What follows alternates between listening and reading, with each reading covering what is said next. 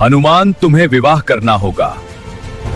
इस संसार में जिनको सभी सिद्धियां और निधियां प्राप्त है, जो इस ब्रह्मांड में अतुलित बल से युक्त है, जिन पर संसार का कोई भी अस्त्र या शस्त्र अपना तनिक भी प्रभाव नहीं डाल सकता, ऐसे महाबली हनुमान जी को नमन करते हुए आपको एक कथा सुनाता हूं।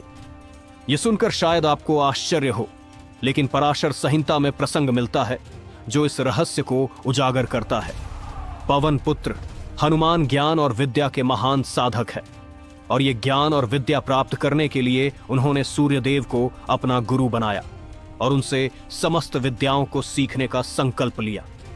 सूर्यदेव का रथ कभी रुकता नहीं है, इसलिए हनुमान जी को पूरे दिन आकाश में उड़ते हुए सूर्य के रथ के साथ साथ चलना पड़ता था। उसी दौरान सूर्यदेव उन्हें अलग अलग विद्याओं का ज्ञान देते रहते। कुल मिलाकर सूर्यदेव को हनुमान जी को 9 प्रकार की दिव्य विद्याएं सिखानी थीं। उनमें से 5 विद्याएं तो उन्होंने सिखा दी, लेकिन 4 ऐसी रहस्यमयी विद्याएं थीं जिन्हें केवल किसी विवाहित व्यक्ति को ही सिखाया जा सकता था। यही वह क्षण था जब सूर्यदेव धर्म संकट में पड़ गए। हनुमान जी अपनी शिक्षा अधूरी छोड़ने को तैयार नहीं थे और सूर्यदेव धर्म के नियमों का उल्लंघन नहीं कर सकते थे। तब सूर्यदेव ने एक समाधान निकाला। उन्होंने अपनी ही तेजस्विनी और तपस्विनी पुत्री सुवर्चला का विवाह हनुमान जी से कराने का निर्णय लिया।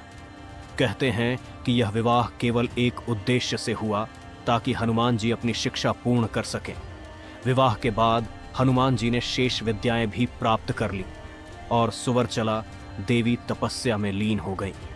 इसीलिए शास्त्रों में यह भी कहा गया है कि विवाह होने के बावजूद हनुमान जी का ब्रह्मचर्य कभी भंग नहीं हुआ, और इस अद्भुत प्रसंग का एक अनोखा प्रमाण आज भी मौजूद है। आंध्र प्रदेश के खम्मम जिले में एक ऐसा मंदिर है जहां हनुमान जी अकेले नहीं, बल्कि अपनी पत्नी सुवर्चला देवी के साथ विराजमान है। यह मंदिर हमें उस कम झात लेकिन अत्यंत रोचक अध्याय की याद दिलाता है जब रामदूत हनुमान को ज्ञान की पूर्णता के लिए विवाह के बंधन में बंधना पड़ा था। अगर आप हनुमान जी के भक्त हैं तो चैनल को लाइक और सब्सक्राइब जरूर करें।